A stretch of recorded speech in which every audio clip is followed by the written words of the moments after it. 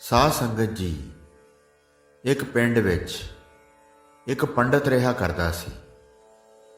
ਉਹ ਸਾਰਾ ਦਿਨ ਪਰਮਾਤਮਾ ਦਾ ਨਾਮ ਜਪਦਾ ਰਹਿੰਦਾ ਸੀ ਤੇ ਲੋਕਾਂ ਨੂੰ ਗਿਆਨ ਦਾ ਉਪਦੇਸ਼ ਕਰਕੇ ਆਪਣੀ ਜੀਵਿਕਾ ਦਾ ਨਿਰਵਾਹ ਕਰਿਆ ਕਰਦਾ ਸੀ। ਕੁਦਰਤੀ ਉਸ ਦੇ ਘਰ ਦੇ ਨਾਲ ਇੱਕ ਚੋਰ ਦਾ ਘਰ ਸੀ, ਜੋ ਕਿ ਉਸ ਦਾ ਗਵਾਂਢੀ ਸੀ। ਉਹ ਆਪਣਾ ਗੁਜ਼ਾਰਾ ਚੋਰੀ ਕਰਕੇ ਚਲਾਉਂਦਾ ਸੀ, ਕਿਉਂਕਿ ਉਸ ਨੂੰ ਹੋਰ ਕੋਈ ਕੰਮ ਨਹੀਂ ਸੀ ਆਉਂਦਾ। ਦੋਨੋਂ ਜਾਣੇ ਸਵੇਰੇ ਸ਼ਾਮ ਆਪਸ ਵਿੱਚ ਕਦੇ-ਕਦੇ ਮਿਲਿਆ ਕਰਦੇ ਸਨ। ਸਾਧ ਸੰਗਤ ਜੀ, ਗੁਰਬਾਣੀ ਵਿੱਚ ਗੁਰੂ ਜੀ ਨੇ ਚੋਰ ਬਾਬਤ ਕੁਝ ਇਸ ਪ੍ਰਕਾਰ ਲਿਖਿਆ ਹੈ। ਬਿਨ ਸੰਗਤੀ ਸਭ ਐਸੇ ਰਹੇ, ਜੈਸੇ ਪਸ ਢੋਰ, ਜਿਨ ਕੀਤੇ ਤਿਸੇ ਨਾ ਜਾਣਨੀ, ਬਿਨ ਨਾਵੈ ਸਭ ਚੋਰ। ਸਾਧ ਸੰਗਤ ਜੀ, ਗੁਰਬਾਣੀ ਅਨੁਸਾਰ ਸਾਧ ਸੰਗਤ ਤੋਂ ਬਿਨਾਂ ਸਾਰੇ ਮਨੁੱਖ ਪਸ਼ੂਆਂ ਵਾਂਗ ਤੁਰੇ ਫਿਰਦੇ ਹਨ। ਜਿਸ ਪਰਮਾਤਮਾ ਨੇ ਉਹਨਾਂ ਨੂੰ ਪੈਦਾ ਕੀਤਾ ਹੈ, ਉਸ ਨਾਲ ਸਾਂਝ ਨਹੀਂ ਪਾਉਂਦੇ। ਗੁਰੂ ਜੀ ਕਹਿੰਦੇ ਹਨ ਕਿ ਉਸ ਦੇ ਨਾਮ ਤੋਂ ਬਿਨਾਂ ਸਾਰੇ ਉਸ ਦੇ ਚੋਰ ਹਨ। ਤੇ ਪੰਡਤ ਬਾਰੇ ਸ਼੍ਰੀ ਸੁਖਮਨੀ ਸਾਹਿਬ ਵਿੱਚ ਗੁਰੂ ਜੀ ਲਿਖਦੇ ਹਨ, ਸੋ ਪੰਡਤ ਜੋ ਮਨ ਪ੍ਰਬੋਧੈ, ਰਾਮ ਨਾਮ ਆਤਮ ਮੈਂ ਸੋਧੈ, ਰਾਮ ਨਾਮ ਸਾਰ ਰਸ ਪੀਵੈ, ਉਸ ਪੰਡਤ ਕੈ ਉਪਦੇਸ਼ ਜਗ ਜੀਵੈ, ਹਰ ਕੀ ਕਥਾ ਹਿਰਦੈ ਬਸਾਵੈ, ਸੋ ਪੰਡਤ ਫਿਰ ਜੋਂ ਨਾ ਆਵੈ, ਵੇਦ ਪੁਰਾਣ ਸਿਮਰਤ ਬੂਝੈ ਮੂਲ, ਸੂਖਮ ਮੈਂ ਜਾਣੈ ਅਸਥੂਲ, ਚੌਂ ਵਰਨਾ ਕੋ ਦੇ ਉਪਦੇਸ਼, ਨਾਨਕ ਉਸ ਪੰਡਤ ਕੋ ਸਦਾ ਆਦੇਸ਼। ਗੁਰੂ ਜੀ ਫਰਮਾ ਰਹੇ ਹਨ ਕਿ ਅਸਲੀ ਪੰਡਤ ਉਹ ਹੈ ਜੋ ਆਪਣੇ ਮਨ ਨੂੰ ਸਿੱਖਿਆ ਦਿੰਦਾ ਹੈ ਅਤੇ ਪ੍ਰਭੂ ਦੇ ਨਾਮ ਨੂੰ ਆਪਣੇ ਮਨ ਵਿੱਚ ਭਾਲਦਾ ਹੈ। ਜੋ ਪ੍ਰਭੂ ਨਾਮ ਦਾ ਮਿੱਠਾ ਸਵਾਦ ਚਖਦਾ ਹੈ, ਉਸ ਪੰਡਤ ਦੇ ਉਪਦੇਸ਼ ਨਾਲ ਸਾਰਾ ਸੰਸਾਰ ਰੂਹਾਨੀ ਜ਼ਿੰਦਗੀ ਹਾਸਲ ਕਰਦਾ ਹੈ।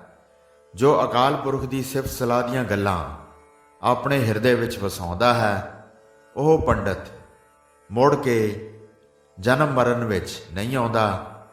ਜੋ ਵੇਦ ਪੁਰਾਣ ਸਿਮਰਤੀਆਂ ਆਦਿਕ ਸਭ ਧਰਮ ਪੁਸਤਕਾਂ ਦਾ ਮੁੱਢ ਪ੍ਰਭੂ ਨੂੰ ਸਮਝਦਾ ਹੈ, ਜੋ ਇਹ ਜਾਣਦਾ ਹੈ ਕਿ ਇਹ ਸਾਰਾ ਦਿਸਦਾ ਜਗਤ ਅਦ੍ਰਿਸ਼ਟ ਪ੍ਰਭੂ ਦੇ ਹੀ ਆਸਰੇ ਹੈ, ਜੋ ਬ੍ਰਾਹਮਣ ਖੱਤਰੀ ਵੈਸ਼ ਸ਼ੂਦਰ ਚਾਰੇ ਹੀ ਜਾਤੀਆਂ ਨੂੰ ਸਿੱਖਿਆ ਦਿੰਦਾ ਹੈ। ਗੁਰੂ ਜੀ ਕਹਿੰਦੇ ਹਨ ਕਿ ਉਸ ਪੰਡਤ ਅੱਗੇ ਅਸੀਂ ਸਦਾ ਹੀ ਆਪਣਾ ਸਿਰ ਨਿਵਾਉਂਦੇ ਹਾਂ। ਸੋ ਸਾਧ ਸੰਗਤ ਜੀ ਦੋਵੇਂ ਸਵੇਰੇ ਸ਼ਾਮ ਆਪਸ ਵਿੱਚ ਮਿਲਿਆ ਕਰਦੇ ਸਨ। ਸੋ ਇਸੇ ਤਰ੍ਹਾਂ ਇੱਕ ਦਿਨ ਪੰਡਤ ਚੋਰ ਨੂੰ ਮਿਲਿਆ ਤੇ ਕਹਿਣ ਲੱਗਾ ਕਿ ਭਾਈ, ਤੂੰ ਚੋਰੀ ਨਾ ਕਰਿਆ ਕਰ, ਚੋਰੀ ਕਰਨਾ ਚੰਗਾ ਕੰਮ ਨਹੀਂ ਹੈ। ਪੰਡਤ ਤੋਂ ਇਹ ਸੁਣ ਕੇ ਚੋਰ ਬੋਲਿਆ, ਪੰਡਤ ਜੀ ਕੀ ਕਰੀਏ, ਹੋਰ ਕੋਈ ਕੰਮ ਮੈਨੂੰ ਆਉਂਦਾ ਨਹੀਂ। ਇਸ ਲਈ ਰੱਬ ਨੇ ਜਿਹੜੇ ਕਾਰਜ ਮੈਨੂੰ ਲਾਇਆ ਹੈ, ਉਹ ਕੰਮ ਮੈਂ ਕਰੀ ਜਾਨਾ। ਜੇ ਕਦੇ ਪਰਮਾਤਮਾ ਨੇ ਚਾਹਿਆ ਤਾਂ ਚੋਰੀ ਕਰਨੋਂ ਜ਼ਰੂਰ ਹਟ ਜਾਵਾਂਗਾ। ਇਸ ਤਰ੍ਹਾਂ ਕਹਿ ਕੇ ਚੋਰ ਨੇ ਪੰਡਤ ਨੂੰ ਜਵਾਬ ਦਿੱਤਾ ਤੇ ਆਪਣੇ ਕੰਮ ਲੱਗ ਗਿਆ। ਪੰਡਤ ਜੀ ਸਵੇਰੇ ਸ਼ਾਮ ਰੱਬ ਦਾ ਨਾਮ ਰਾਮ ਰਾਮ ਜਪਿਆ ਕਰਨ ਤੇ ਇਹ ਸੋਚਿਆ ਕਰਨ ਕਿ ਨਾ ਤਾਂ ਚੋਰ ਕਦੇ ਸੰਗਤ ਹੀ ਕਰਦਾ ਹੈ, ਨਾ ਕੋਈ ਸੇਵਾ ਹੀ ਕਰਦਾ ਹੈ। ਇਸ ਤਰ੍ਹਾਂ ਇਸ ਦਾ ਭਲਾ ਕਿਵੇਂ ਹੋਵੇਗਾ ਤੇ ਇਹ ਨਰਕਾਂ ਤੋਂ ਜਾਣ ਤੋਂ ਕਿਵੇਂ ਬਚੇਗਾ।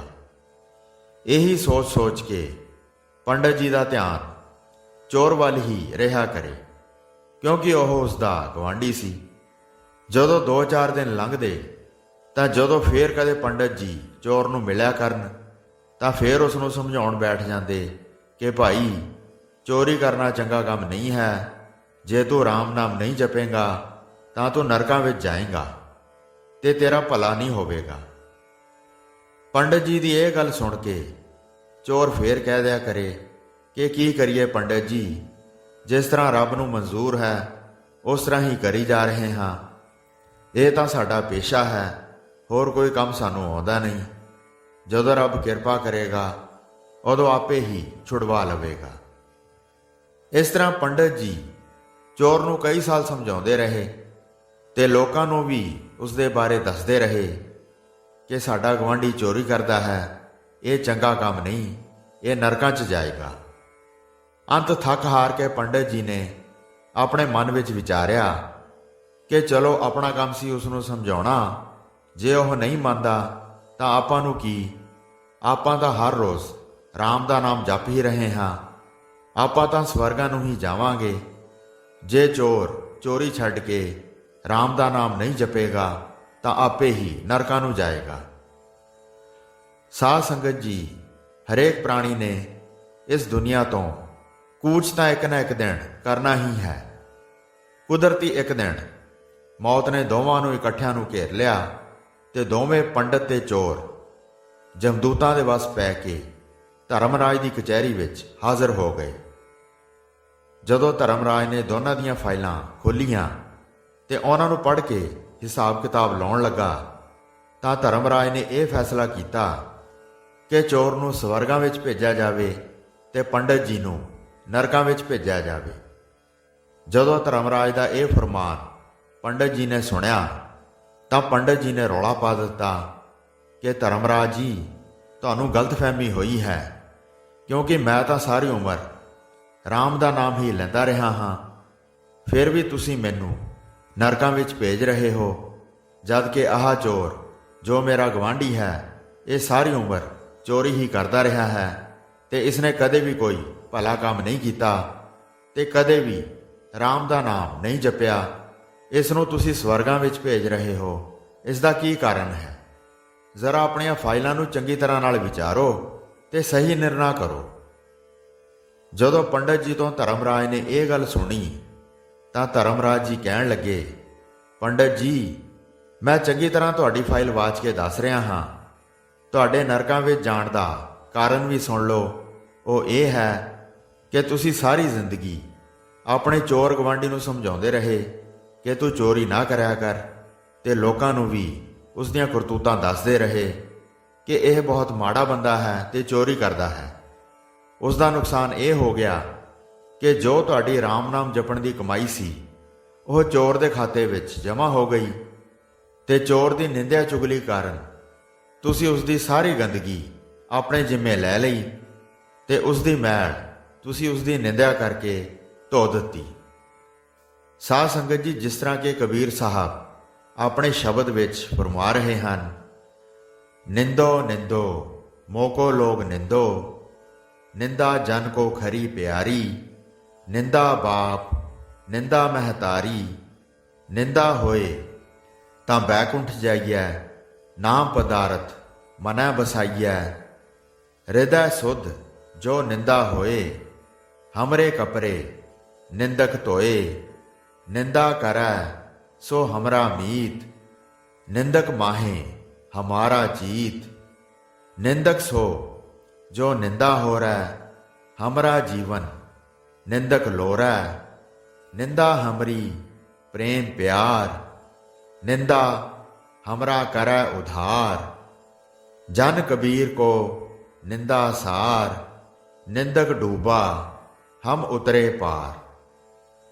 कबीर जी फरमा रहे हैं, जगत बेशक मेरी निंदा करे, बेशक मेरे औगण भंडे, प्रभु दे सेवक नूं अपनी निंदिया हुंदी चंगी लगदी है, क्योंकि निंदिया सेवक दा माँ प्यो है। भाव जिवें मापे अपने बाल विच शुभ गुण वाधे वेखना लोड़दे हन, तिवें निंदिया भी औगण नशर करके भले गुणां लई सहायता करदी है। जे लोग औगण नशर करन तां ही बैकुंठ विच जा सकीदा है, क्योंकि इस तरह अपने औगण छड्ड के प्रभु दा नाम रूप धन मन विच वसा सकीदा है।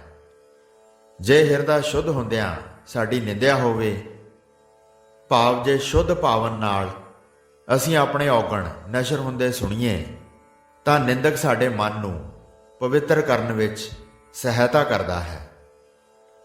तां ते जो मनुख ਸਾਨੂੰ ਭੰਡਦਾ ਹੈ ਉਹ ਸਾਡਾ ਮਿੱਤਰ ਹੈ, ਕਿਉਂਕਿ ਸਾਡੀ ਸੁਰਤ ਆਪਣੇ ਨਿੰਦਕ ਵਿੱਚ ਰਹਿੰਦੀ ਹੈ। ਭਾਵ ਅਸੀਂ ਆਪਣੇ ਨਿੰਦਕ ਦੀ ਗੱਲ ਬੜੇ ਧਿਆਨ ਨਾਲ ਸੁਣਦੇ ਹਾਂ। ਅਸਲ ਵਿੱਚ ਸਾਡਾ ਮੰਦਾ ਚਿਤਵਨ ਵਾਲਾ ਮਨੁੱਖ ਉਹ ਹੈ ਜੋ ਸਾਡੇ ਐਬ ਨਸ਼ਰ ਹੋਣੋਂ ਰੋਕਦਾ ਹੈ। ਨਿੰਦਕ ਤਾਂ ਸਗੋਂ ਇਹ ਚਾਹੁੰਦਾ ਹੈ ਕਿ ਸਾਡਾ ਜੀਵਨ ਚੰਗਾ ਬਣੇ। ਜਿਉਂ-ਜਿਉਂ ਸਾਡੀ ਨਿੰਦਿਆ ਹੁੰਦੀ ਹੈ ਤਿਉਂ-ਤਿਉਂ ਸਾਡੇ ਅੰਦਰ ਪ੍ਰਭੂ ਦਾ ਪ੍ਰੇਮ ਪਿਆਰ ਪੈਦਾ ਹੁੰਦਾ ਹੈ, ਕਿਉਂਕਿ ਸਾਡੀ ਨਿੰਦਿਆ ਸਾਨੂੰ ਔਗਣਾਂ ਵੱਲੋਂ ਬਚਾਉਂਦੀ ਹੈ। ਸੋ ਦਾਸ ਕਬੀਰ ਲਈ ਤਾਂ ਉਸ ਦੇ ਔਗਣਾਂ ਦਾ ਨਸ਼ਰ ਹੋਣਾ ਸਭ ਤੋਂ ਵਧੀਆ ਗੱਲ ਹੈ। ਪਰ ਵਿਚਾਰਾ ਨਿੰਦਕ ਸਦਾ ਦੂਜਿਆਂ ਦੇ ਔਗਣਾਂ ਦੀਆਂ ਗੱਲਾਂ ਕਰ ਕਰਕੇ ਆਪ ਉਹਨਾਂ ਔਗਣਾਂ ਵਿੱਚ ਡੁੱਬ ਜਾਂਦਾ ਹੈ ਤੇ ਅਸੀਂ ਆਪਣੇ ਔਗਣਾਂ ਦੀ ਚੇਤਾਵਨੀ ਨਾਲ ਉਹਨਾਂ ਤੋਂ ਬਚ ਨਿਕਲਦੇ ਹਾਂ। ਸੋ ਸਾਧ ਸੰਗਤ ਜੀ, ਇਹ ਸਾਖੀ ਨੂੰ ਸੁਣ ਕੇ ਸਾਨੂੰ ਸਮਝਣਾ ਚਾਹੀਦਾ ਹੈ ਕਿ ਸਾਨੂੰ ਬੰਦਗੀ ਕਰਕੇ ਉਸ ਨੂੰ ਸੰਭਾਲਣ ਦੀ ਜਾਚ ਸਿੱਖਣੀ ਚਾਹੀਦੀ ਹੈ। ਆਪਾਂ ਫੇਸਬੁੱਕ ਤੇ WhatsApp ਤੇ ਕਿਸੇ ਦੀ ਨਿੰਦਿਆ ਕਰਕੇ ਆਪਣੀ ਕੀਤੀ ਕਮਾਈ ਉਧਰ ਟ੍ਰਾਂਸਫਰ ਕਰ ਦਿੰਦੇ ਹਾਂ ਤੇ ਉਸ ਦੀ ਮੈਲ ਅਸੀਂ ਆਪਣੇ ਸਿਰ ਲੈ ਲੈਂਦੇ ਹਾਂ। ਇਸ ਲਈ ਸੇਵਾ ਸਿਮਰਨ ਭਾਵੇਂ ਥੋੜਾ ਕਰੀਏ, ਪਰ ਉਸ ਨੂੰ ਬਚਾ ਕੇ ਕਿਵੇਂ ਰੱਖਣਾ ਹੈ ਇਸ ਦੀ ਜਾਚ ਸਿੱਖ ਲਈਏ ਤਾਂ ਹੀ ਸਾਡਾ ਭਲਾ ਹੋਵੇਗਾ। ਵਾਹਿਗੁਰੂ ਜੀ ਕਾ ਖਾਲਸਾ, ਵਾਹਿਗੁਰੂ ਜੀ ਕੀ ਫਤਿਹ।